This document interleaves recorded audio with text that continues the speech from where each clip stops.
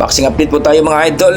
Grabe Silver Boys TV mga idol, binanatan itong dalawa magkapatid na Casimero mga idol.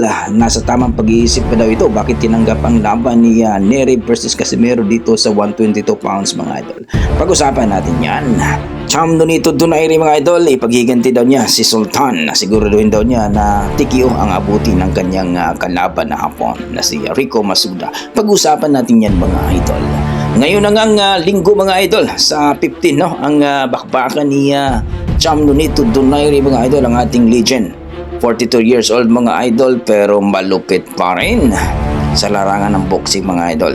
So ayon kay Donaire mga idol, sisiguraduhin daw niya gagapang daw itong hapon na ito mga idol. Malupit naman daw itong hapon na ito pero hindi daw kakayanin ni Rico Masuda ang kanyang mga power punch ni Cham Nonito Donaire. Nung nakarang laban daw ni Donaire, panalo naman daw siya dito sa kampiyon mga idol sa WBA na si Chichomi mga idol. Kaya itong kalaban ni Donaire mga idol na si Rico Masuda na tumalo kay Jonas Sultan na isang round lamang mga idol, hindi daw ito uubra kay Donaire. Ayon kay Donaire, hindi naman daw niya minamaliit itong kalaban niya. May galaw naman daw talaga ito at mayroong power. Pero ayon kay Donaire, kakayanin at siguro rin daw niya na TKO ang abutin ni Rico Masuda daw dito.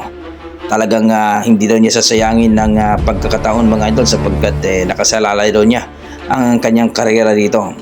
Kung manalo si Donaire dito mga idol, muling makalaban niya itong kampiyon ng WBA na si Chichomi mga idol. Kumbaga sila naman ang maglaban uli for championship bout mga idol. Dahil sabi nga ni Donaire, mas nanalo daw siya sa laban nila dito kay Chichomi mga idol. So sa tingin nyo mga idol, tatalunin kaya ni Donaire itong si Rico Masuda mga idol, na isa rin sa mga malupit na boksingero na hapon at nagpagapang kay Jonas Sultan. Kumusta na kaya si Jonas Sultan mga idol? Hanggang ngayon ay wala pang laban ng ating malupit na prospects. So kayo mga idol, ano masasabi nyo dito sa laban ni Donaire? Please comment down below mga idol para ating pag-usapan. Sa kabilang banda mga idol, ito na. Ito nga si Silver Boys TV mga idol ay hindi daw siya kumbinsido na mananalo itong si Jonrel Casimero, ang ating former 3 Division World Champion. Sabi nga niya, nag-iisip ba daw ito ng tama itong si Coach Jason at si Jonrel Casimero? Bakit daw tinanggap nila ang laban ni Casimero versus Nery dito sa 122 pounds?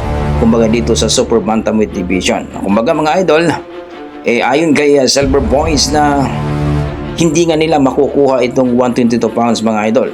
So sayang lang daw at ma-overweight lang daw ito mga idol. Ayon kay Silver Boys, kung makuha man daw ang tamang timbang ni Casimero, baka daw pigang-piga na ito.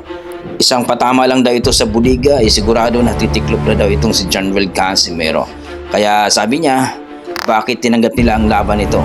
Okay sana kung sa 126 pounds daw sila maglalaban dito sa featherweight division. Well mga idol, hindi rin natin na masasabi niyan kasi itong si Casimero mga idol, aktibo rin ito mga idol. Kumbaga, nakadalawang laban na ito mula kay Kamida at dito kay Tom Mishokoshi mga idol. Pero itong si Nery mga idol, isang laban lang ito at dito pa sa 126. Kumbaga mga idol, pareho sila mga idol na hindi na napalaban dito sa 122 pounds mga idol. Kumbaga, ayon sa ating mga boxing fans, itatay. Kumbaga, malaking challenge sa kanilang dalawa ito mga idol dahil silang dalawa ay mapalaban dito sa 122 pounds mga idol. So, matira-matibay ito mga idol. Kumbaga, paunahan na talaga ito. Pero ayon kay Cuadro Alas Casimero mga idol, huwag daw tayong mag-alala mga idol sapagkat may isang buwan pa naman daw at nagtitraining daw siya ng maayos mga idol.